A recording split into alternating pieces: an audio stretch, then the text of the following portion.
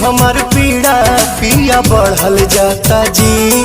जिद खानी और जी तुझे अड़ल जाता जी।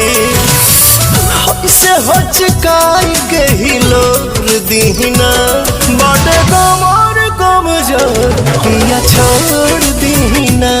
बाटे कमर कमजोर पिया छोड़ दीना।